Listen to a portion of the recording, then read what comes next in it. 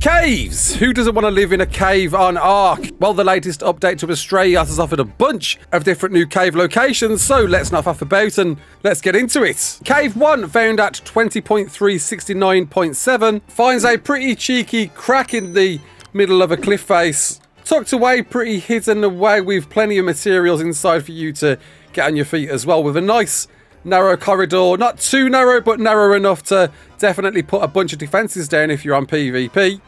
And opens out to a gigantic room, plenty of space for any big sized tribe to build in, with even a water pool area to put your aquatic tames in, plenty of resources around such as obsidian, and of course a bunch of rocks and trees to get you cracking. This is a giant space with a nice narrow entrance to it, a plentiful amount of space for you to build in, with your own light source seeping in, which by the way isn't a way to access it, it is just a natural light source to light your cave. Definitely going to be a contending alfalfa's choice, so I'd rush for this one if you intend to get it. Cave number 2 you can find at 16.676.1, and a pretty well hidden spot with a bunch of trees covering the entrance, a few rocks here and there.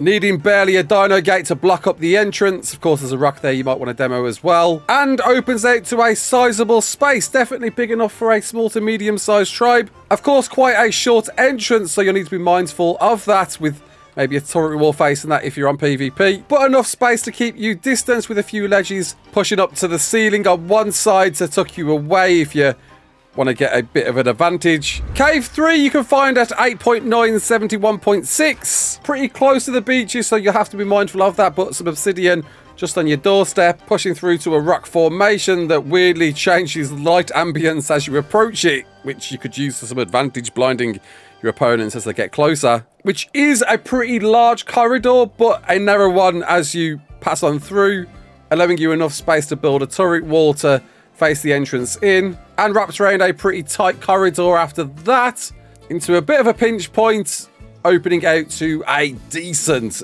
sizable space, big enough for any decent sized tribe, with some glowy crystals to illuminate your location, and yeah, a solid cave to hold up in. On to cave number 4, found at 1.975.2, which you'll find in a bit of a high rise, nicely tucked away and kind of hidden really. It's not quite obvious to see this one, but it is quite a large entrance you'll need to be mindful of. Does kind of narrow down as you get further in, bringing you through to a corridor area, and then opening out to probably big enough for a small to almost medium sized tribe.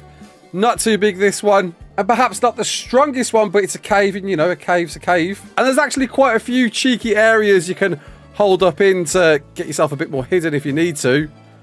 Like this little ledge up there, keeping us well away from anything on the ground. Heading over to 14.378.4, it's going to find you a cheeky crack hidden on a mountainside, and pretty well hidden, tucked away, casting shadow and behind a bunch of trees. It's not quite crouch, but it's close to crouch, and opens up to a sizable space, big enough for small to medium tribes. Not too much of a choke point to defend, but sizable enough. I have cleared the rocks out of this one to try and get scope of how big this space is, and being quite a shallow entrance could definitely defend well from anything coming your way, with a nice ledge to expand out to if you don't want to be hidden at all. Though I've got a mountainside above you, so I don't know.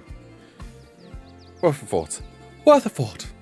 Get yourself over to 5.592.4 and you'll find another cave location over here. This one being conveniently tucked under a Greek god, holding your entrance up, with a wonder if those boulders will ever fall down and block up your way out or in, which would be great. And you'll find a small enough hole to block, a small enough hole to protect, with a bit of a zigzag entrance in. There is a few gaps to protect, but a narrow land entrance that wraps around a pillar and opens through to a sizable space, with of course a water source there for you to make sure you've got some H2O in your life, as well as crystal and a bit of metal to get you on your feet, kick it off. A nice spot, a nice cave, a great spot to build if you like caves. It's a cold one though.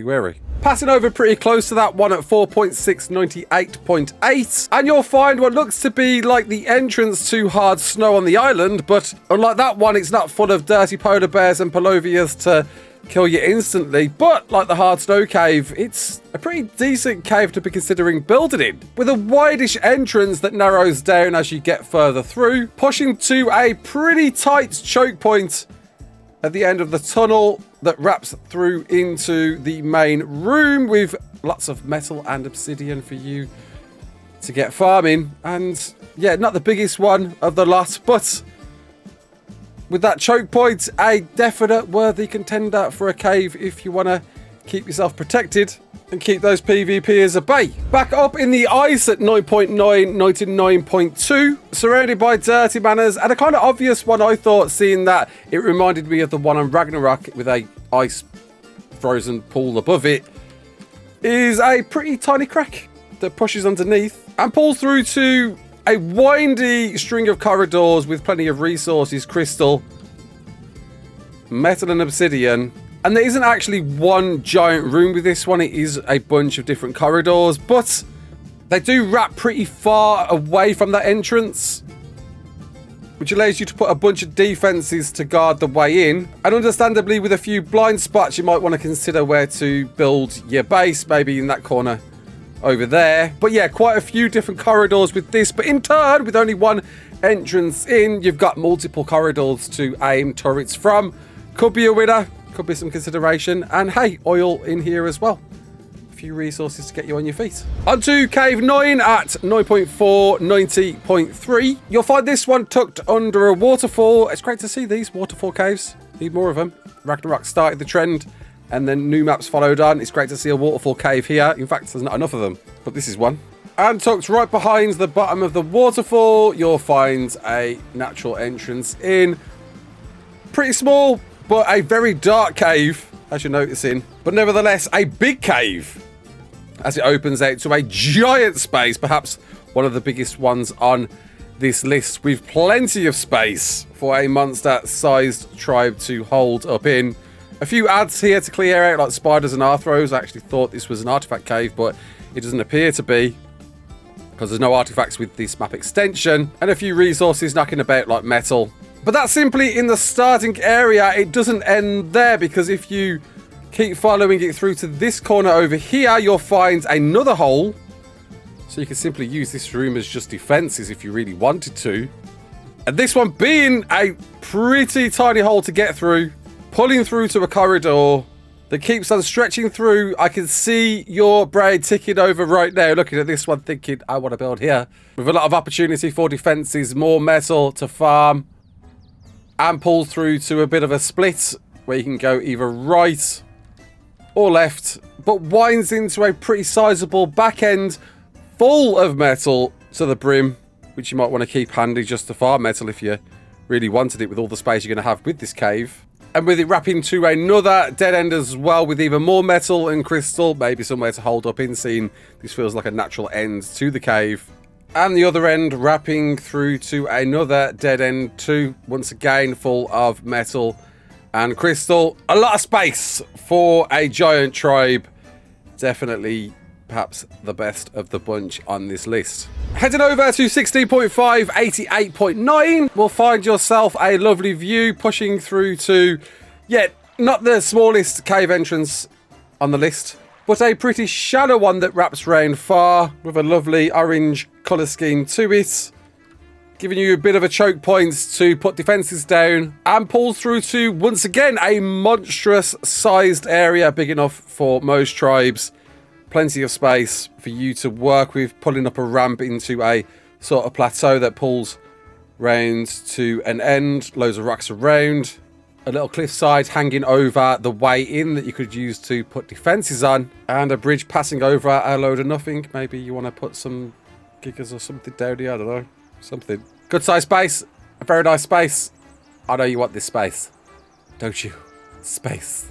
On to location 11 at 1884.1. This one easily being the most scenic of the bunch because, you know, it's got cool Greek structures surrounding the entrance. Mausoleums, pillars, statues, little haven of water pools.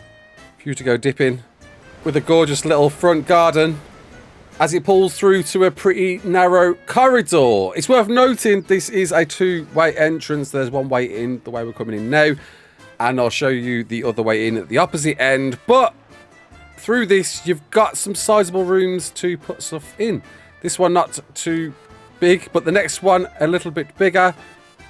Enough for a small to medium, possibly. Okay, probably more small than medium. And then one more room over here, which is definitely a bit bigger, possibly more appealing to a medium-sized tribe now looking at this room. And as said, it does wrap round through to another corridor that does eventually pull you through to a cave system. So you could be tempted to build here, though it does wrap round to the entrance, to the other entrance in. So I don't know, you could think about using this spot too as well for maybe dino storage or something.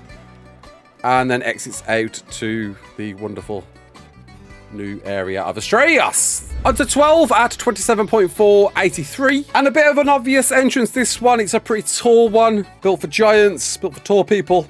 But you know, tall people need headspace too. And pulls down a lovely slope full of crystal rocks and a bit of foliage through a tight enough corridor, definitely tight enough to consider plenty of turrets and defenses, as it opens through to a almost pitch black room. I'm sure this was a mistake and we'll find this illuminated in the future, but right now it is super duper dark. You could use this to some advantage, unless people just simply used gamma, which they would, like I'm going to do now, so you can see what the hell I'm looking at here. Gamma 4. But it's a big room. It's a big sizable space. I get some lights down without a doubt. Whilst this crystal is great to illuminate a lot of the cave, it's almost hard to show you the size of this. There's a lovely mausoleum there to put something in. I expect maybe there might be a drop or two in there, though there isn't currently for me in single player. And this does pan all the way around. It's kind of hard to judge. See for yourself. I think you can just about understand it.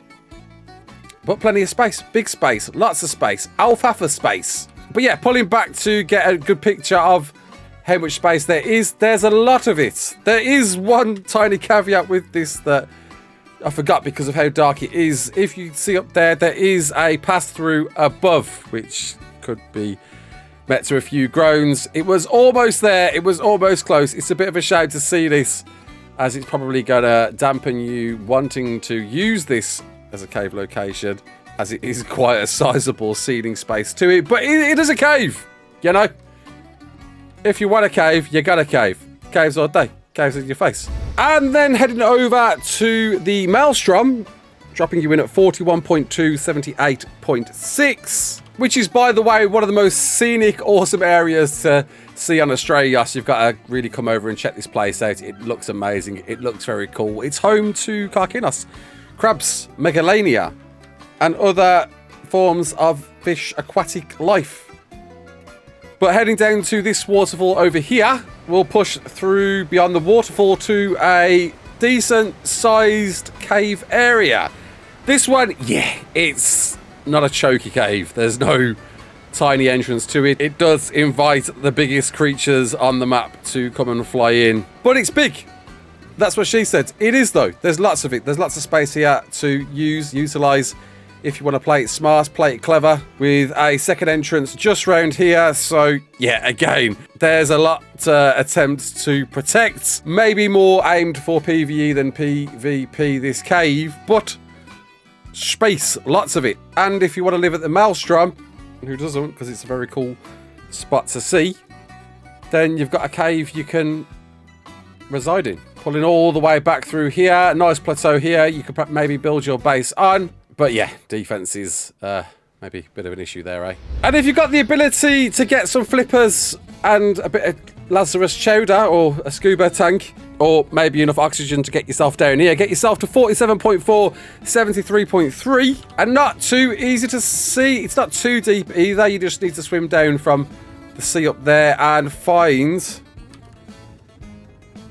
a vacuum door, portal door, opening out to a undersea base where oxygen isn't an issue because it's not underwater anymore.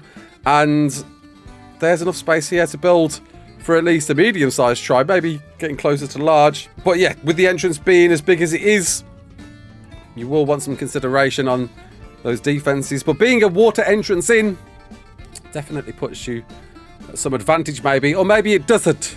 There's ways, isn't there? There's ways to raid, especially big doors like that, but space nonetheless, a cave nonetheless, and a bonus cave found at 18.7, 92.9, which is super easy to miss if you're not looking for it, stretching out to a giant valley part of Astraeos. Is a path winding, kind of almost obvious, but not so obvious.